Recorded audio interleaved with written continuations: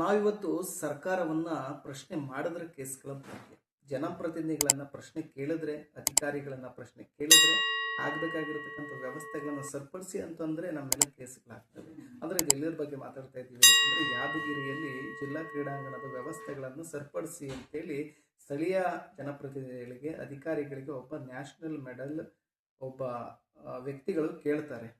ಇದನ್ನು ಸರಿಪಡಿಸಿ ಅಂತೇಳಿ ಒಬ್ಬ ನ್ಯಾಷನಲ್ ಆಟಗಾರ ಎಷ್ಟೋ ಮೆಡಲ್ಗಳನ್ನು ತಗೊಂಡಿದ್ದಾರೆ, ಆ ಜಿಲ್ಲೆಯನ್ನು ಪ್ರತಿನಿಧಿಸಿದ್ದಾರೆ, ನಮ್ಮ ರಾಜ್ಯವನ್ನು ಪ್ರತಿನಿಧಿಸಿದ್ದಾರೆ.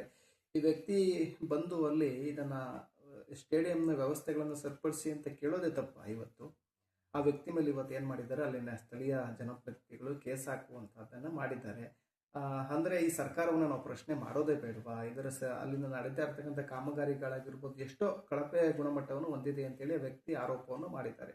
ಅಂಥವ್ರ ಮೇಲೆ ಇವತ್ತು ಕೇಸ್ಗಳನ್ನು ಹಾಕಿದ್ದಾರೆ ಅಂತ ಹೇಳಿದ್ರೆ, ಇವತ್ತಿನ ಸರ್ಕಾರ ದ್ವೇಷ ಭಾಷಣ ವಿಧೇಯಕವನ್ನು ಪಾಸ್ ಮಾಡಬೇಕು ಅಂತ ಸರ್ಕಾರ ಹೋರಾಟವನ್ನು ಮಾಡ್ತಾ ಇದೆ. ಅಂದರೆ ಹಿಂದೆ ನಡೆದಂತಹ ಸತ್ಯ ಘಟನೆಗಳನ್ನ, ಇತಿಹಾಸವನ್ನ ಎಲ್ಲೋ ಒಂದ್ ಕಡೆ ಹೇಳ್ತೀನಿ ಅಂದ್ರೆ ಅವ್ರ ಮೇಲೆ ಕೇಸ್.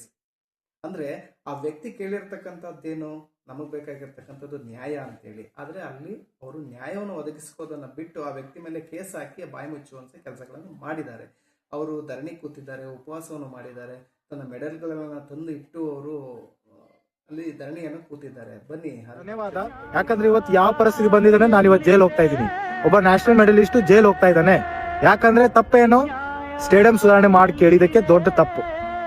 ಏನಂತ ಎಫ್ಐಆರ್ ಆಗ್ತಾರೆ ನಮ್ಮ ಮೇಲೆ, ಏನಂತ ಕೇಸ್ ಮಾಡ್ತಾರೆ ನಮ್ಮ ಮೇಲೆ, ನಾವು ಅವ್ರಿಗೆ ಬೈದಿದ್ದು ಅಂತ ಹೇಳಿ ವಿತ್ ಇನ್ 1 ಡೇ ನಮ್ಮ ಮೇಲೆ ಎಫ್ಐಆರ್ ಮಾಡ್ತಾರೆ. ವಿತ್ ಇನ್ 1 ಡೇ ಇಷ್ಟು ಫಾಸ್ಟ್ ಕೆಲಸ ಮಾಡ್ತಾರೆ ನಮ್ಮ ಪೊಲೀಸ್ ಇಲಾಖೆಯವರು ಮತ್ತೆ ನಮ್ಮ ಜಿಲ್ಲಾ ಆಡಳಿತ. ಮೇಲೆ ಎಫ್ಐಆರ್ ಮಾಡಿ ಸರ್. ಯಾಕಂದ್ರೆ ನಾವು ಹುಟ್ಟಿರೋ ದೊಡ್ಡ ತಪ್ಪಾಗಿದೆ ಯಾದಗಿರಿ ಡಿಸ್ಟಿಕ್ ಅಲ್ಲಿ. ಇಷ್ಟು ಫಾಸ್ಟ್ ವರ್ಕ್ ನನ್ನ ಲೈಫ್ ಅಲ್ಲಿ ಎಲ್ಲಿ ನೋಡಿಲ್ಲ.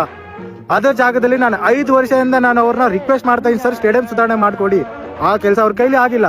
ಬಟ್ ನನ್ನ ಮೇಲೆ ಎಫ್ಐಆರ್ ಮಾಡ್ಬೇಕಿತ್ತು, ಅದು ವಿತ್ ಇನ್ 1 ಡೇ ಅಲ್ಲಿ ಮಾಡ್ಕೊಟ್ಟಿದ್ದಾರೆ. ನಾನು ಅವ್ರಿಗೆ ಸಲ್ಯೂಟ್ ಹೊಡೆದು ಒಂದ್ ಸಲ ಹೊಡಿಬೇಕಂತ ನನ್ನ ಅನಿಸಿಕೆ. ಬಿಕಾಸ್ ಅಷ್ಟು ಫಾಸ್ಟ್ ಕೆಲಸ ಯಾವ ವಿಷಯದಲ್ಲಿ ಮಾಡಿಲ್ಲ. ಬಟ್ ಎಫ್ಐಆರ್ ಮಾತ್ರ ವಿತ್ ಇನ್ 1 ಡೇ ನನ್ನ ಮೇಲೆ ಮಾಡಿದ್ದಾರೆ. ನನ್ಗೋಸ್ಕರ ಅಲ್ಲ, ನಮ್ಮ ಯುವಕರಿಗೋಸ್ಕರ ನ್ಯಾಯ ಕೇಳೋದು ದೊಡ್ಡ ತಪ್ಪಾಗಿದೆ. ಯಾಕಂದ್ರೆ ನಮ್ಮ ಜನಕ್ಕೆ ಅದೇ ಬೇಕಾಗಿರೋದು, ನ್ಯಾಯ ಯಾರಿಗ್ ಬೇಕಾಗಿಲ್ಲ ಸರ್. ಯಾರ್ದು ಲೂಟಿ ಮಾಡಿಲ್ಲ, ಯಾವ್ದು ಸ್ಕ್ಯಾಮ್ ಮಾಡಿಲ್ಲ.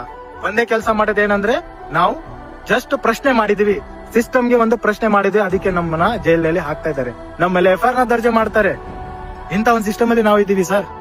ಯಾಕಂದ್ರೆ ನಮ್ಮ ಯಾದಗಿರಿ ಜಿಲ್ಲಾದಲ್ಲಿ ಕೆಲಸ ಇದೇ ತರ ಆಗೋದು. ಸ್ಟೇಡಿಯಂ ನಾನು ಒಬ್ಬನಿಗೆ ಬೇಕು ಸರ್, ಯಾರಿಗೆ ಬೇಕಾಗಿಲ್ಲ. ನಾನು ಒಬ್ಬನಿಗೆ ಸ್ಟೇಡಿಯಂ ಬೇಕು, ನಾನು ಒಬ್ಬನಿಗೆ ನ್ಯಾಯ ಬೇಕು, ಅದಕ್ಕೆ ನಾನು ಜೈಲ್ ಹಾಕ್ತಾ ಇದ್ದೀನಿ. ಅವ್ರಿಗೆ ಯಾವ್ದು ತೊಂದರೆ ಕೊಟ್ಟಿಲ್ಲ ಸರ್.